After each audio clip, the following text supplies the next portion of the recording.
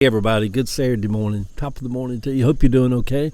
What can I say about this Saturday morning at 8:22 here in the morning? It's already hot. It's going to be a hot, sweltering day. Good morning, everybody. Eddie Williams Sellers coming to you, just sitting out here with Boom Boom, my little dog, and Gracie. Ava's still asleep, getting my day started. Yeah. So there's that. The Morning Post this morning, I stopped by yesterday, just randomly stopped by to just say hey to my cousin Danny and just to check on him, see how he's been doing. So the Morning Post this morning is cousins, the Bratcher side, my mama's side. My Aunt Mary had two children, Jimmy and Annette. Jimmy passed away about 5 years ago. Annette is still alive. Jimmy joined the Navy at 17 and lived mostly in San Diego. Jimmy and I were never close. We knew each other from the time I was a kid and all, but there was an age difference. There was a political difference in our later years. And I think me being gay has also had some kind of filter throughout my entire family, since I was 39 at least, and openly gay.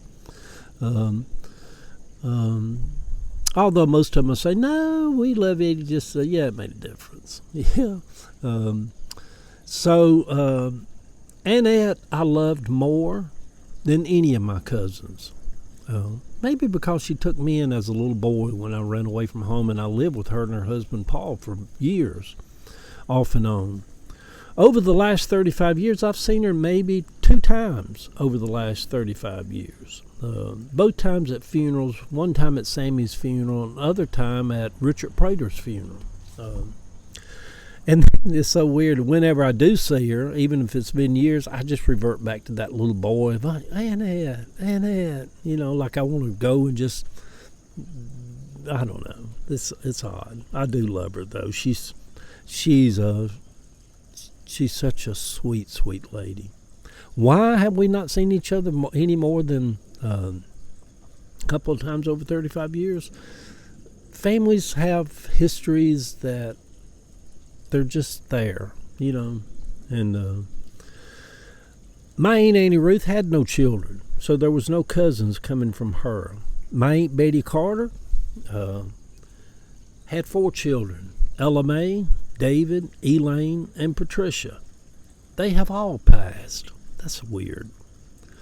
I was deeply close my whole life with my cousin David and Elaine and Patricia. I loved her. And I lived with Elaine and Patricia when I was 14 years old for a couple of years down on Booth Road in Conyers. So of course I'd be close to them. I'd drive Patricia to school.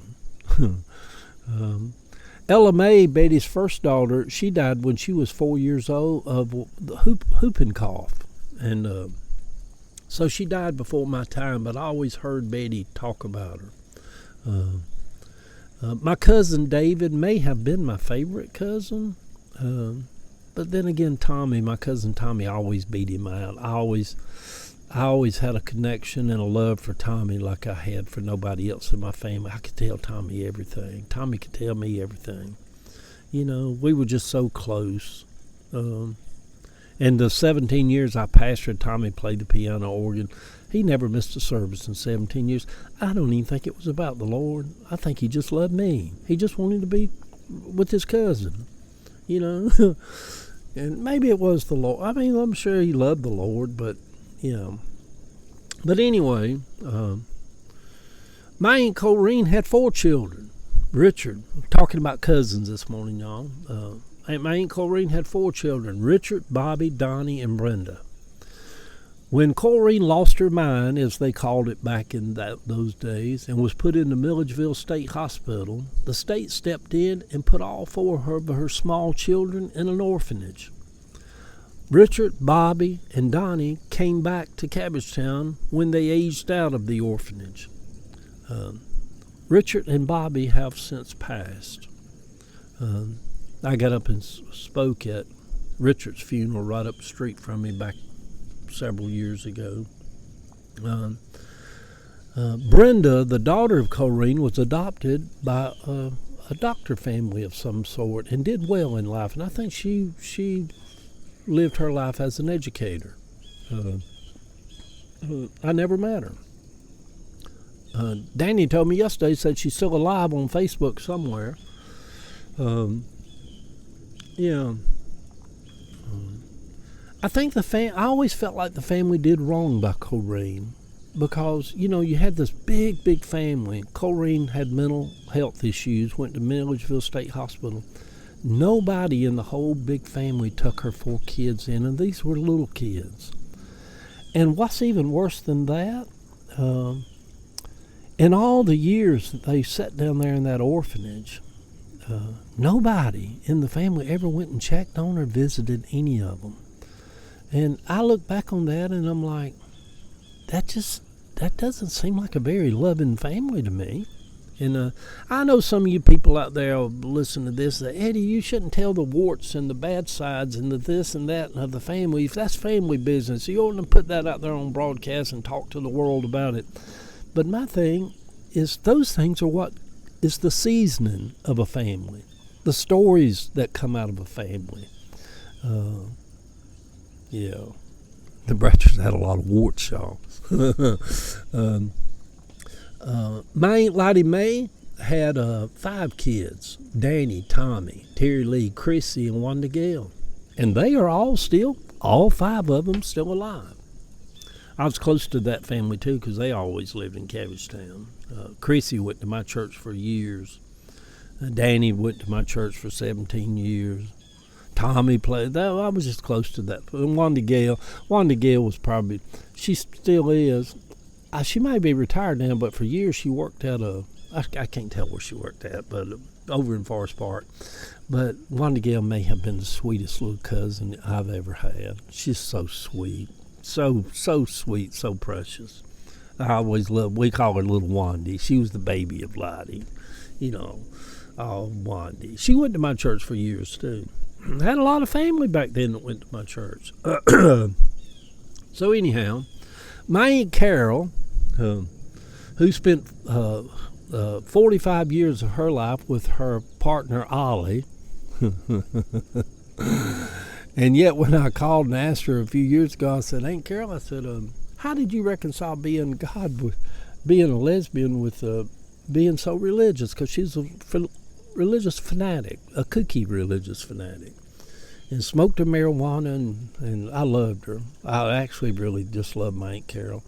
And I said, how did you reconcile being so religious, with being a lesbian? She said, oh, Lord God, I'm not no lesbian. Said, me and Ollie's just sisters in Christ. I said, Carol, y'all slept in the same bed together for 45 years. She said, hon, we just love the Lord. I'm like, okay. Oh, my God. So anyhow, my Aunt Carol, I believe she had 5 kids: Mark, Pat, Joyce, Angie, and Wesley. I may be wrong about this. There might have been another one. Mark and one other died, I believe. Maybe there's still 3 alive. I think they all live out of state. There was never any closeness to any of them for me. They all moved out of state when they were young, except for little Angie. She was left behind, and my Aunt Betty and her husband Flip raised Angie. My Uncle Aaron had 3 children: Connie, Aaron Jr., and Jeffrey. They are all still alive. My Uncle Bud had 4 children: Janet, Marty, Michael, and Gary. They are all still alive. There are whole books that could be written about any of my aunts and uncles on my mama's side, and all of my cousins. Cousins were the last thing in the world. Cousins were the thing that let you know you had a tribe behind you. Boy, you and your cousin, boy, y'all don't mess with y'all. You got cousins. And especially in our young years. From my counting, I had 28 cousins on my mama's side, the Bratcher side. And from what I understand, 9 have so far passed. That means there are still 19 out there somewhere. As far as I know, there is no closeness between any of them. They, like myself, live in our own worlds, with no need to touch base with each other, no desire to hang out with each other. Maybe that is more common today than years ago. I stopped by to see my cousin Danny yesterday. He is my Aunt Lottie's firstborn son. He lives around the corner from the Key Roadhouse. I only intended to stay a few minutes. I needed to run by the bank and get cash out to pay James today, which now I don't have because I wound up sitting with him for 5 hours in his living room, and me and him just talking and talking and talking and talking. My God, I guess catching up for years and years. I wound up spending 5 hours sitting on his sofa and me and him just talking. Just he and I sitting there. The only thing Danny and I have in common now, at this age, is aging. We have that in common. If we talk about Jesus, we talk about anything else. I'm white, he's black, he's yellow, I'm green. I don't look at it as a negative or a bad thing. We are just such different people at this stage in our life. And yeah, but we do have aging in common. And Danny turned 76 his next birthday. So two old men sitting there talking for 4 or 5 hours.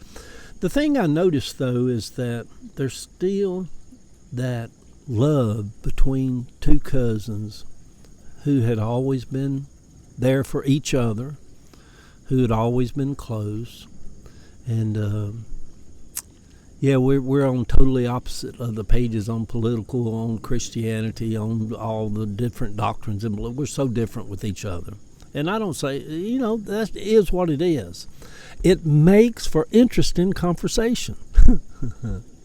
And I almost felt bad. I'm like, I ought to call him and apologize.